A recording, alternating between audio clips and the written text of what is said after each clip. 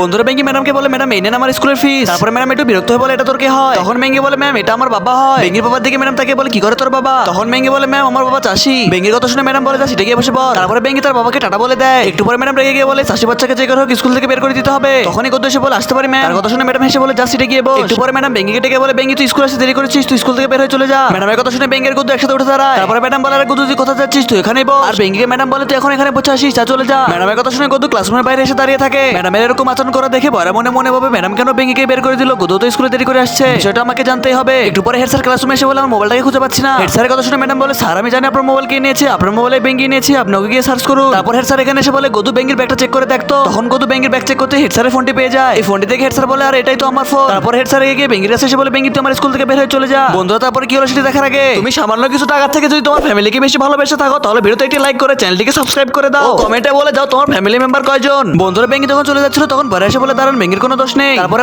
তার পকেট থেকে ফোন বের করে দেখা যাচ্ছে ম্যাডাম হেড স্যারের ফোন গিয়ে বেঙ্গি ব্যাগের মধ্যে লুকিয়ে রেখেছিল। এই ভিডিওটি থেকে হেড স্যার অনেক অবাক হয়ে যায়। তারপরে ম্যাডামকে বলে, আপনার দ্বারা এসব আশা করিনি, আমার স্কুল থেকে আপনি এক্ষুনি বের হয়ে চলে যান।